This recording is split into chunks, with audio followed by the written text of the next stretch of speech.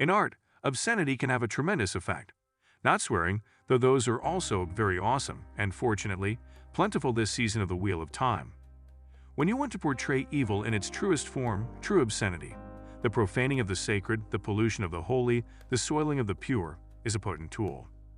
Consider how horrible and disgusting it feels to watch the human soldiers in the Avatar films demolish that massive Homa tree or kill that helpless mother whale. They're not only betraying blue aliens, they're betraying life itself.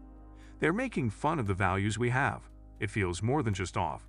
It feels dirty, as though we're witnessing something repulsive that never ought to have occurred. A transgression. Watching High Lady Suroth, the commander of the Tseentch, order her new Ogier slave Loial to sing made me feel that way. This is more than just a command performance for the courtiers. This is profound sorcery, a sound ritual that is clearly sacred and significant, allowing the Ogier to manipulate the Earth's plants to grow right in front of our eyes. For Suroth and her friends, it's just another party trick, similar to forcing your dog to sit with a milk bone on his nose or bringing out a youngster to recite the alphabet. Even though it's one of the most exquisite applications of magic we've seen thus far, they treat it with mockery. It's certain that Loial would have been even more humiliated if they had made him whip out his thing. It is ludicrous, disgusting, and hideous. That's the underlying theme of the Tseentch civilization, which is said to be entirely evil. I think they will eventually get more gray. Almost everyone does in a series this length, but we'll see. Their brutality is severe, violating a great deal of what the characters and we, the spectator, consider to be untouchable. This is never more evident than with Egwene. She is informed that she is no longer a lady by Rhenna, her Solemn or handler, a subtly terrifying Celia Mendes-Jones. She was not, in fact, a woman. Given that she is a domain and a magic user, she should be subdued to the point of death if necessary. The episode revolves around Egwene's breaking by Rhenna, who exploits the magical qualities of Egwene's magic, muting a dam, call her to abuse and torment her into obedience. This is by far the most horrifying stuff the show has ever shown. There are moments when it reminds me of Winston's breakup at the Ministry of Love in 1984, except instead of an elderly inner party member in the torturer role, there's an a warrior with braided hair. Other times, despite everything, there's a definite BDSM kink factor. I'm not making this up. Official sources on series creator Robert Jordan's creative process claim that the term soul dom served as the inspiration for the word souldam. All is well, though, in the end. Even if Egwene doesn't genuinely give up on rebelling or fleeing, she will nonetheless suffer and possibly perish. All of this is focused on the seemingly simple job of picking up a pitcher of water and pouring it into a cup, which Egwene is unable to perform without experiencing excruciating physical pain as long as a portion of her mind holds onto the possibility that she could use the pitcher to hit Rhenna in the head and escape. Ike Turner instructing Anna May to eat the cake, Laurence Olivier asking Dustin Hoffman, and O'Brien asking Winston how many fingers he's holding up are all echoed in Rhenna's repeated demand. Pour the water, Egwene. Is it secure? It's the kind of statement that, if a program takes off, becomes a catchphrase.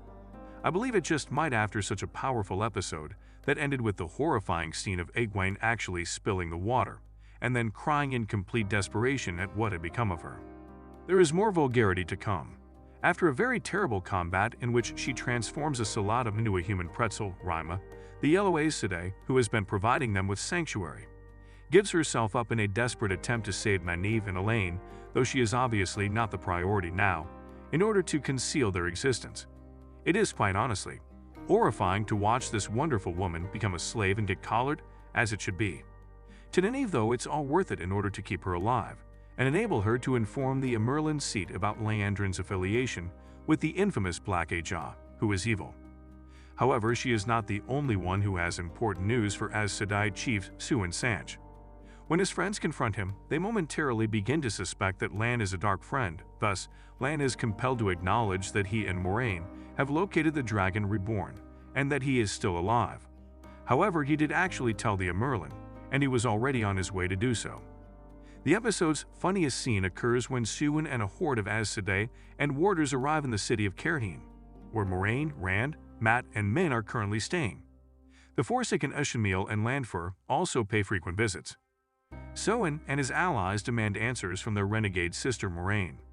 Her delicate face rarely displays such an expression of astonishment, so you have to wonder what her devoted nephew Barthanes, Will Tudor, a charming young man who will succeed his mother as king when he marries the queen, will make of all this? As Rand was leaving the city to save Egwene, Lan, Olenna, Yvonne, and Maxim cornered him. It was during this conversation that Rand, granted lucidity by Lanfear, learned of Egwene's predicament. He had run with Mat, and they had made plans to go together. But Mat's psychic friend Min told him he would kill Rand if he went, even if Ashamdal had given her the order to make sure they went together. Actor Donald Finn gives one of his best performances as Mat when he realizes that Min has been playing him all along. Finn captures the natural conman's mix of adoration, vulnerability, and resentment at being duped by someone he believed genuinely cared about him. She does, but let him know that. In this episode, there's basically only one thing that doesn't make emotional sense. If you're Mat, instead of just leaving Rand hanging, why not tell him you can't come because your psychic buddy said you're going to kill him? That way, he'll know you're a good buddy watching out for him. And considering his abilities, which he unlocks while training with the Mad Logain, he might even be able to escape the prophecy. As it is, you have unjustly wounded his sentiments. However, this week's contributions from director Mudja and writer Rami Park are spot on. The Tseentch, a whole race of House Bolton individuals, are genuinely terrifying. Their American accents are such a clever touch. They instantly eliminate any notion that this is some sort of exotic ethnic threat, descending upon the varied but distinctly English-accented, Western Europeanish fantasy realm, revealing that the collar and bracelet system is an almost sentient, antiquated magic that, up until the collar is put on a woman, literally feels broken and incomplete. The misogyny is so deep it almost makes you sick. Performer Madeline Madden approaches her role as though it were a physical obstacle, which is exactly what it is for her character.